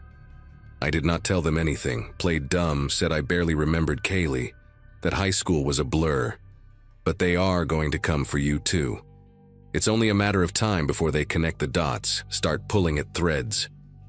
Her eyes locked onto mine with an intensity that made my stomach clench. "We need to get our stories straight. We need to figure out what we are going to say, make sure there are no contradictions. If we stick together on this, if our versions match up perfectly, they cannot prove anything. It will just be rumors and speculation, nothing that would hold up in court." I pushed my chair back from the table, suddenly feeling like the walls of the coffee shop were closing in around me. The other customers seemed too close now, their conversations too loud, and I could not shake the paranoid thought that someone might be listening to us, recording every word. "Shelby, what exactly are you asking me to do?" My voice came out sharper than I intended, edged with something between fear and anger. "You want me to lie to the police? To cover up what we did?" She reached across the table and grabbed my wrist, her grip surprisingly strong, her bitten-down nails digging into my skin. "I am asking you to protect yourself, Maggie. To protect that nice little life you built. Your husband, your daughter. Think about what happens if the truth comes out. Think about what happens to Molly if her mother goes to prison for manslaughter, or worse. We were 15 years old. We did not mean for anyone to get hurt. But you think that matters now. You think anyone is going to care about our intentions when there is a dead girl and 2 women who kept their mouths shut for almost 20 years. Her words burrowed into me like splinters, sharp and impossible to ignore, because she was right. She was absolutely right about what I stood to lose. We talked for another hour, going over details I had spent years trying to erase from my memory. The drive out to the Mercer farmhouse in Shelby's mom's old station wagon. The way Kaylee had been so excited, so pathetically grateful that the cool girls were finally paying attention to her. How we had laughed as we sped away, high on adrenaline and cruelty. Not thinking for a second about what might happen to a scared 15-year-old girl stranded in the middle of rural Iowa at 11 o'clock at night. Shelby had a story prepared, a neat little narrative that positioned us as bystanders rather than participants. According to her version, we had dropped Kaylee off at the farmhouse where other kids were supposed to be waiting, and we had no idea she never made it inside. No idea there was no party at all. It was thin, full of holes that any competent detective would spot immediately, but Shelby delivered it with such conviction that I almost believed it myself. By the time we left the coffee shop, the sun was setting and I had agreed to nothing, but I had not refused either. I told her I needed time to think, and she gave me a burner phone with her number programmed in, told me to contact her that way and not through any traceable means. The weight of that cheap plastic phone in my pocket felt like carrying a live grenade all the way home. That night, I could not sleep. I lay in bed next to Jack, listening to his steady breathing, staring at the ceiling while my mind replayed every moment of that day 18 years ago. But something else was bothering me too. Something about Shelby's story that did not quite add up. She said the police had talked to her last week, that someone from school had remembered seeing us with Kaylee. But how would anyone have remembered that specific detail after so many years? Kaylee was a loner. Nobody paid attention to her. That was the whole point. That was why we chose her. And then there was the way Shelby had found me, had known exactly where I lived, where I shopped, what car I drove. She had done research, serious research, the kind that takes time and effort. I got out of bed around 2 in the morning and went down to the kitchen, opened my laptop, and started searching. What I found made my blood turn to ice water. Shelby Crane had been arrested twice in the past 5 years, once for check fraud, once for identity theft. She had done 8 months in a county jail in Nebraska and was currently on probation. And 3 months ago, right around the time Kaylee's remains were discovered, Shelby had been named as a person of interest in an unrelated case involving the disappearance of a woman in Des Moines. The pieces started clicking together in my head with horrible clarity. Shelby was not here to protect me. She was here to use me. If we both told the same fabricated story and it fell apart, which it inevitably would, she could claim that I was the one who came up with the lie, that I had manipulated her into covering for me. She could paint herself as the reluctant accomplice, the friend who went along with my scheme out of misguided loyalty. And if the investigation into Kaylee's death went badly for her, if they started looking at her record and connecting dots, she would need someone else to take the fall. Someone with a clean record, a stable life, someone who had everything to lose and would therefore be a credible villain in whatever narrative she was constructing. I thought about that burner phone sitting in my coat pocket, probably purchased with cash, untraceable to her but absolutely traceable to me if anyone found it. I thought about how she had grabbed my wrist in the coffee shop, hard enough to leave faint bruises that were only now starting to show. Evidence. She was building evidence. The realization hit me with such force that I actually gasped out loud in my dark kitchen, and I had to grip the edge of the counter to keep myself from falling. Every word she had said to me that afternoon was a carefully placed trap, and I had walked right into it like the naive suburban mom she clearly thought I was. I did not sleep the rest of that night. When the sun came up, I made a decision that went against every instinct I had. I called in sick to work, drove Molly to school like everything was normal, and then I went to the Cedar Rapids police station. I sat in my car in the parking lot for 20 minutes, rehearsing what I was going to say, my heart pounding so hard I could feel it in my temples. Then I walked inside and asked to speak with someone about the Kaylee Barton case.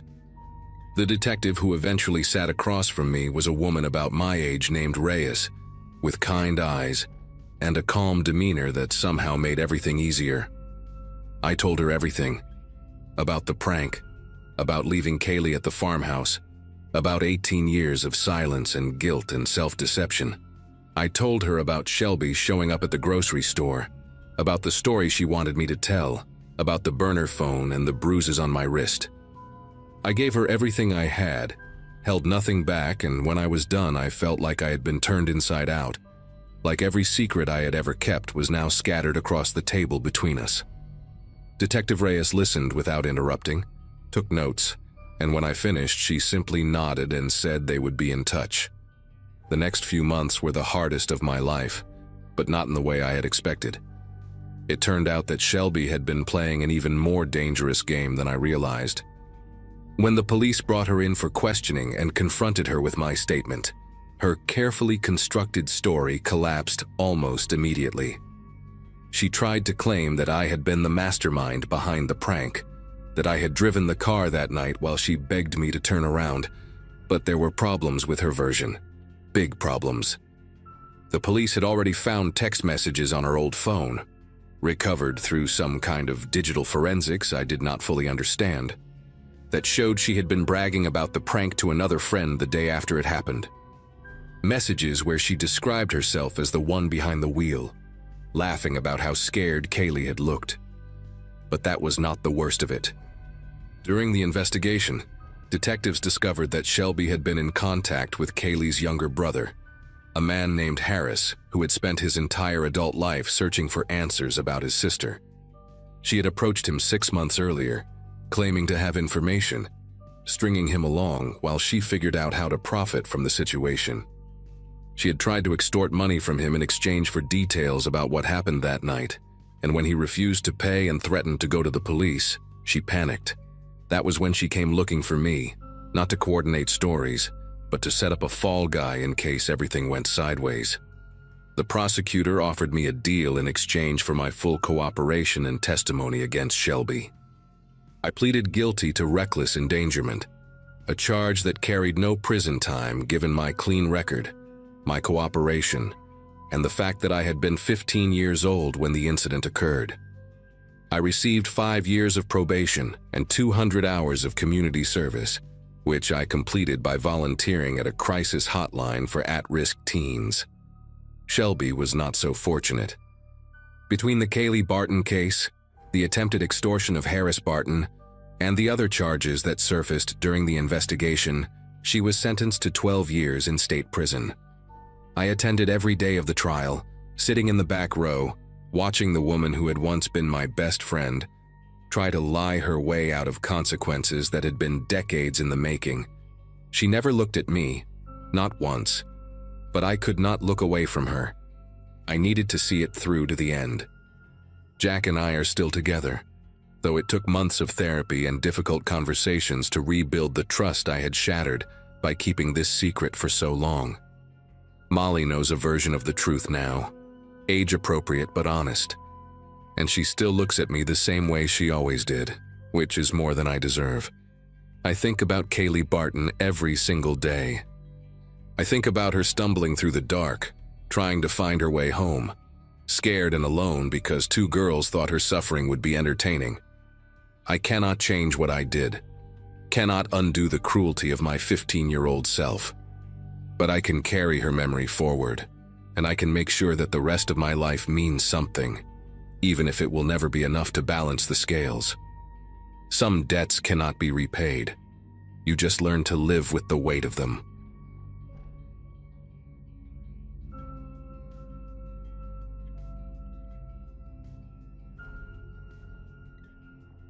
The reunion invitation showed up in my inbox during a stretch of my life that felt oddly suspended. Like nothing bad was happening, but nothing meaningful was either. I was in my mid-30s, working a stable job, living alone, and mostly keeping to myself after a quiet breakup earlier that year. High school felt distant, almost fictional, but curiosity pulled me in anyway. It promised familiar faces, nostalgia, and the comfort of being someone I used to be for one night. I drove to the hotel ballroom just before sunset, telling myself I'd stay an hour and leave. The parking lot was already half full, laughter spilling out whenever the doors opened.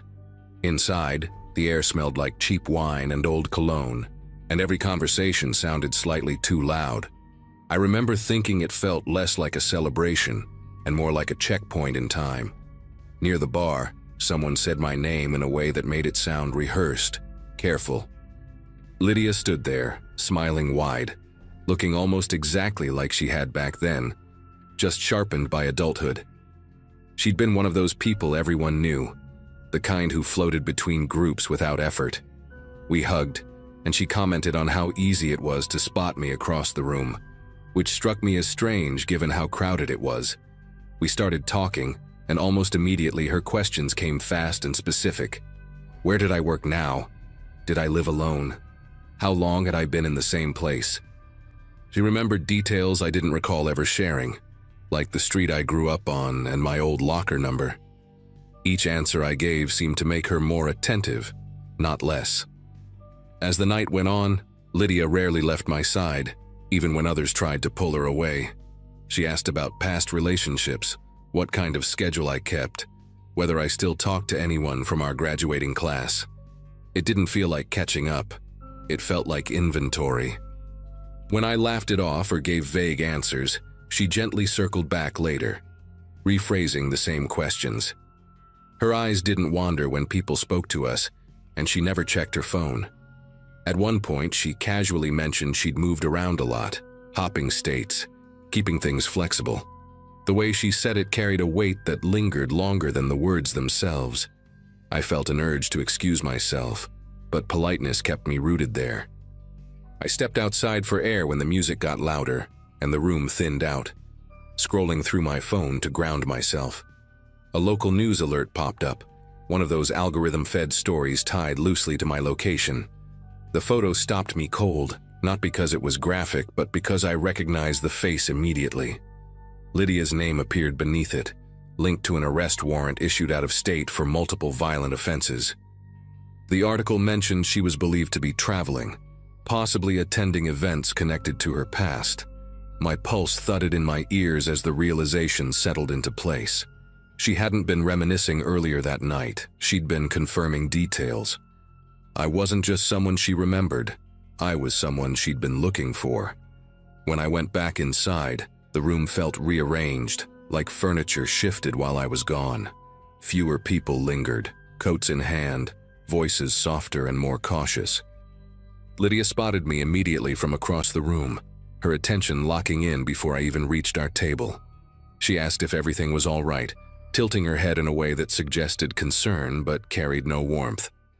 I lied without thinking, said I just needed some air. She nodded, then mentioned how late it was getting and how people always rushed off without saying goodbye. Her gaze flicked toward the exits as she spoke, as if tracking who had already left. That's when I noticed she was subtly repositioning herself between me and the main doors. I tried to keep the conversation light, while my thoughts raced ahead of my words. Every question she asked now sounded different, sharper, like it had teeth. She brought up how unsafe the world had become, how people vanished from each other's lives so easily. When she asked whether I still parked on the street or used a garage, I felt my chest tighten. I deflected, joked about how boring my routine was, but she didn't laugh. Instead, she told me she always admired how predictable I'd been in school, how reliable. It wasn't a compliment the way she delivered it. It sounded more like a classification. Around us, staff began stacking chairs, signaling the night was ending. As people filtered out, Lydia suggested we walk together to the parking lot, said it would be nice to keep talking without the noise. I declined, claiming I had a call to make, and she studied my face as if checking for cracks. Her smile returned, slower this time, and she said she'd wait. That was when I noticed a man near the coat rack watching us, someone I hadn't seen earlier. He didn't wear a name tag and never interacted with anyone else. Lydia caught me looking and casually mentioned he was an old friend too, though they never acknowledged each other directly. The implication hung heavy between us, unspoken but loud. I told Lydia I needed to use the restroom and walked straight past it toward the service hallway instead. My heart pounded, not from panic but from a sharp clarity I hadn't felt all night. I slipped out a side exit meant for staff, the cold air biting hard against my face. I didn't head for my car right away. I circled the building, staying in the shadows, listening. From across the lot, I saw Lydia step outside with the man, scanning the rows of vehicles slowly, methodically. They weren't searching randomly. They were narrowing things down. That's when I understood the reunion hadn't been a coincidence at all. I waited longer than felt reasonable before moving, counting breaths and watching their silhouettes drift apart. When Lydia walked back inside alone, I took that as my opening. I stayed low and crossed the lot between cars, choosing a route that kept me hidden from the entrance lights. I didn't unlock my car right away. The sound felt too loud in the quiet. Instead, I pulled my phone out and dialed a non-emergency line, keeping my voice steady while explaining what I'd seen and what I'd just learned. The dispatcher asked for descriptions, not names, and told me to stay where I was. I watched the doors the entire time, every shadow making my shoulders tense. 2 cruisers arrived without sirens, easing into the lot like they belonged there. I flagged one down and gave them the article, the questions, the man by the coat rack. One officer nodded slowly, eyes never leaving the building. They went inside while I stayed put, hands wrapped around my keys so tight the metal left marks. Minutes passed, then more, stretching thin. When the officers came back out, Lydia wasn't with them. They said she'd left through a different exit earlier just before closing. The man was gone too. There was no chase, no dramatic arrest, just a quiet confirmation that my instincts had been right. I drove home a different way, looping through streets I didn't normally take, checking mirrors more often than necessary. Once inside, I locked everything and sat on the floor with my back against the door until my breathing slowed. I replayed every moment of the night, every question she asked, every detail I'd handed over without thinking. The officers followed up later telling me the warrant was active and that my report helped establish her pattern. They advised changing routines, updating security, and keeping my circle informed. It felt strange hearing my life reduced to precautions, but I followed everyone. Nothing else happened after that night, at least nothing visible. No calls, no sightings, no sudden knocks. Still, I don't attend reunions anymore, and I'm careful about what parts of my past I reopen. The idea that someone could step back into your life wearing familiarity like a disguise hasn't left me.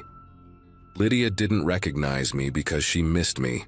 She recognized me because she needed to. That distinction changed how I see memories and how I protect them.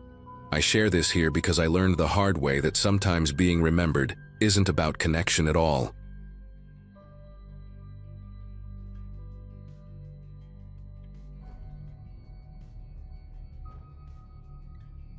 Grief has a way of shrinking your world without asking permission, and that's where my head was at during the early weeks after we lost Ben.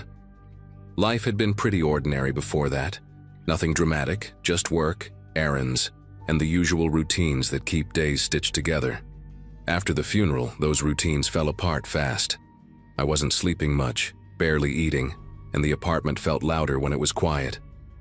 Most of my friends checked in with quick messages, which I appreciated, but everything still felt distant, like I was watching my own life through fogged glass. That's when Caleb reached out. We hadn't spoken in years, not since drifting apart after college, but we shared a lot of history, especially with Ben. Seeing his name pop up felt strange, but also oddly comforting in that moment. Caleb started with long messages about memories, inside jokes only we would remember, details that made the loss feel real instead of abstract. He said he understood how disorienting it was, that grief didn't follow rules, and those words landed harder than I expected. Soon the messages turned into calls, sometimes late at night when the apartment felt unbearable. He listened more than he talked, letting me ramble, letting silence stretch without rushing to fill it.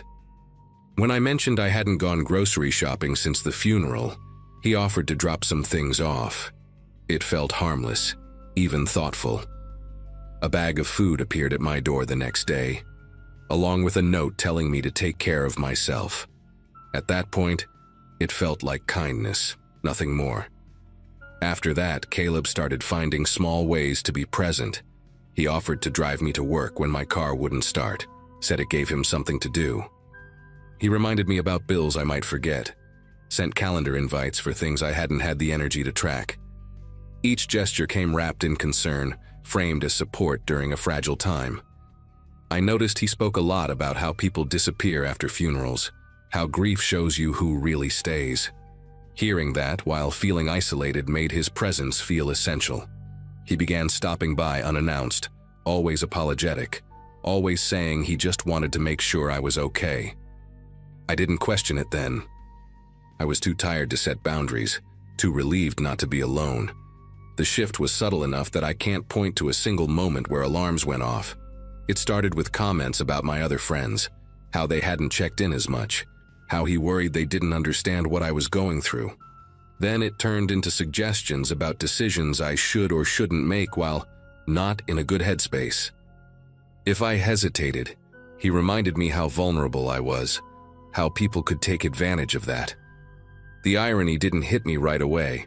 He kept track of my schedule better than I did, corrected me when I remembered conversations differently, insisted he was just looking out for me. Somewhere in all that care, my days stopped feeling like mine. I began realizing that grief wasn't the only thing tightening around my life. The more Caleb stayed involved, the more my own instincts started to dull. Decisions that used to feel automatic suddenly came with a need for approval, or at least his input. If I mentioned plans, he'd ask detailed questions, then gently steer me toward what he thought was safer or smarter. He framed it as protecting me from burnout or bad choices, always tying it back to how fragile grief could make a person. When I pushed back, even lightly, he looked genuinely hurt, reminding me how much he'd stepped up when others hadn't. That guilt worked better than any argument. I began choosing silence over disagreement, telling myself it was temporary, just until things stabilized. Small boundaries I tried to rebuild didn't last long. One evening, after I said I needed a night alone, he showed up anyway, saying he'd had a bad feeling and didn't want me spiraling by myself. Another time, he went through my mail while waiting for me to get home, claiming he was worried about unpaid bills. Each time there was an explanation that sounded reasonable on the surface, wrapped in concern and familiarity. Yet I started noticing how tense my body felt whenever his car pulled up. Relief mixed with dread in a way I couldn't explain. The apartment no longer felt like a refuge, but like a shared space I hadn't agreed to share. The realization didn't arrive dramatically. It crept in during an ordinary moment, while he was talking about how dependent I'd become on his help. He said it casually, almost fondly, like it was proof he mattered. Something about that phrasing stuck with me. I replayed conversations in my head, noticed patterns I'd ignored, remembered how often my own doubts had been brushed aside. His support always came with direction. His comfort always had conditions. Grief had lowered my defenses, and he'd stepped neatly into the opening. Understanding that didn't erase the sadness, but it sharpened it, giving it edges instead of fog. Taking space felt risky, like removing a brace before a bone had healed. Still, I started small. I delayed replies, stopped sharing every detail of my day, quietly handled problems he usually jumped in to solve. The pushback came fast. He accused me of shutting him out, questioned whether I was coping as well as I thought. This time, instead of apologizing, I paid attention to how that made me feel. Not supported, not understood, but managed. That clarity hurt, but it also grounded me. For the first time since Ben's death, something felt solid again, even if it was just my resolve to take my life back. Distance changed the tone immediately. Messages from Caleb shifted from concern to irritation, then back to concern again, as if flipping a switch might pull me closer. He started referencing things I'd told him in confidence, using them as examples of why I still needed guidance. That's when I noticed how often he spoke in absolutes, how rarely he asked what I wanted. One afternoon, he suggested taking over my finances for a while, saying paperwork was dangerous territory for someone grieving. Hearing that out loud finally cut through whatever haze I was in. Care doesn't ask for control as a prerequisite. I told him no, clearly without softening it, and the silence that followed felt heavier than any argument. What came next was pressure dressed up as worry. He warned me I was isolating myself, that people in mourning often make reckless choices. When I didn't respond the way he expected, he showed up at my door again, insisting we needed to talk. I didn't open it. Instead, I spoke through the door, voice steady in a way that surprised me, and told him I needed space and that he had to respect it. He lingered outside longer than necessary, then left without another word. That night, I slept for the first time in weeks without waking up in a panic. The quiet felt earned. The following days were uncomfortable, but honest. I reached out to friends I'd drifted from, admitted I'd let one person take up too much space. No one judged me. They listened, brought meals, sat with me without agendas. I changed my routine, locked things down, and stopped sharing personal details with anyone who hadn't earned that trust. Caleb tried a few more times, alternating apologies with reminders of everything he'd done. I didn't engage. Eventually, the messages stopped. Losing that connection hurt in a different way than grief, but it was cleaner, less suffocating. Looking back, I don't think Caleb saw himself as a villain. I think he saw opportunity in my vulnerability and convinced himself it was love or loyalty. That's what makes it unsettling. Grief doesn't just attract comfort, it can attract control. The day everything shifted wasn't dramatic or loud. It was quiet, built on a decision to listen to my own unease and act on it. Ben's death cracked my life open, but it also taught me something hard and necessary. Support should help you stand on your own, not teach you how to lean forever.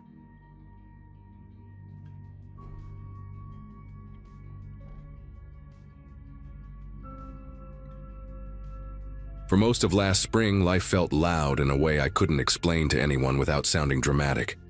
I had just ended a long relationship, quit a job that drained me, and needed space where nobody expected updates or explanations. That's how I ended up renting a small farmhouse in a rural pocket of the state, surrounded by fields and gravel roads that barely showed up on maps. I told almost no one where I was going, not out of fear, but because I wanted the quiet to stay intact. The plan was simple: unpack slowly, reset my sleep schedule, and let my nervous system calm down. My days were meant to be repetitive in a comforting way, like morning coffee by the window and short walks down the dirt road. The house smelled faintly of old wood and dust, and the nearest neighbor was far enough away that nights felt completely still. It felt like the kind of place where nothing followed you. A few days in, I drove into the nearest town for groceries, the kind of place with one main street and a single store that sold everything from canned soup to fishing bait.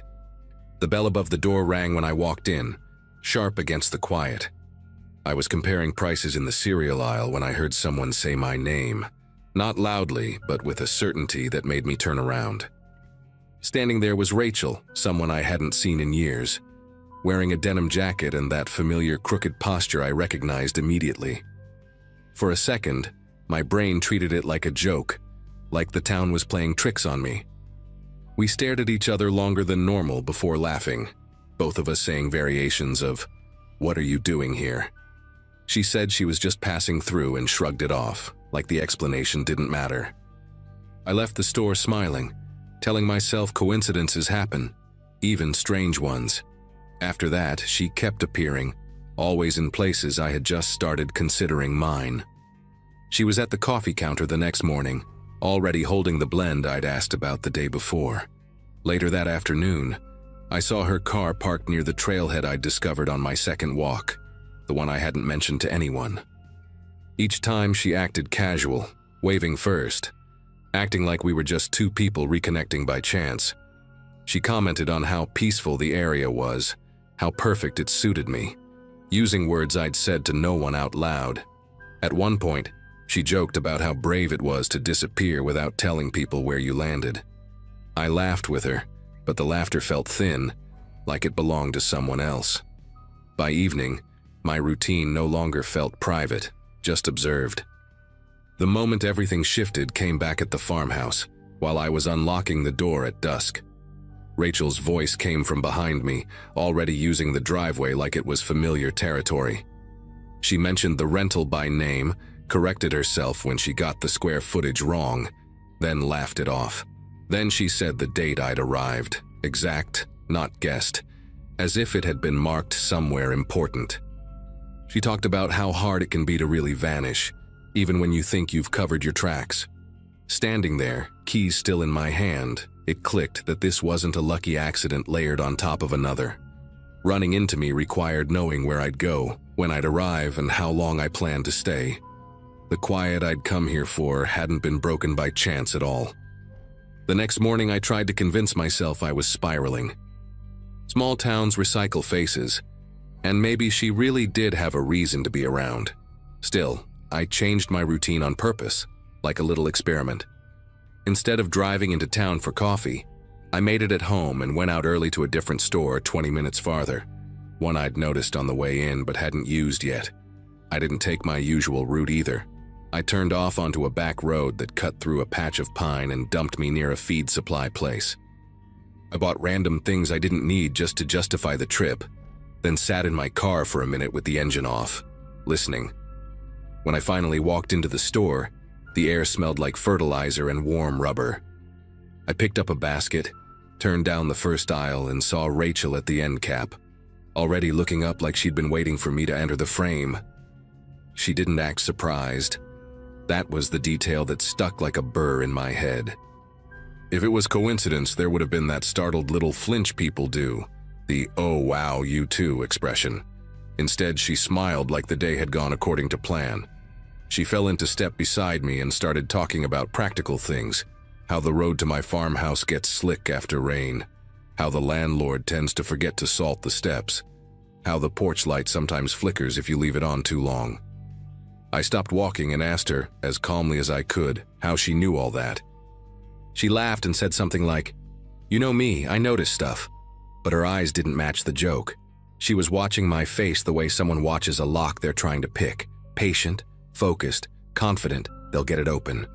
On the drive back, I started noticing things I hadn't paid attention to before. A dark sedan sat in a turnout near the highway entrance, idling. It wasn't unusual by itself, but I saw it again later, parked at the edge of town, and then once more farther down the rural road that led toward my rental. Each time it was angled slightly differently, like whoever was inside understood sightlines. When I got home, I walked the perimeter of the farmhouse and found a thin strip of plastic tucked under the porch railing, like someone had torn it off a package and left it there. Near the side door, in the dirt where the grass thinned out, there were fresh shoe prints that weren't mine. Wide tread, heavy heel, deeper than you'd expect from someone just strolling past. I stood there longer than I should have, trying to make my brain accept a simple truth. I wasn't alone in my reset. That night, Rachel texted me from a number I hadn't saved. The message was short, friendly on the surface, but it read like a hand on the back of my neck. "You still doing that little evening walk around 7?" I hadn't told her that. I hadn't posted it. I hadn't even said it out loud on a call. I stared at the screen until it dimmed, then brightened it again, as if the words might rearrange themselves into something less personal. I didn't reply. A few minutes later, another message popped up. "Don't make this weird. I'm just happy I found you." That's when I realized the scariest part wasn't that she knew where I was. It was that she thought she had the right to know, like my attempt to disappear was something she could override with enough effort. Sleep didn't really happen after that. I stayed on the couch with the lights off, listening to the old house settle and pop, every sound suddenly meaningful. Around early morning, headlights swept across the front windows, slow and deliberate, then disappeared.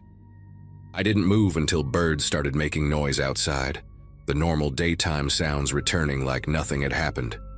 When I checked my phone again, there was one more message from Rachel, sent while it was still dark.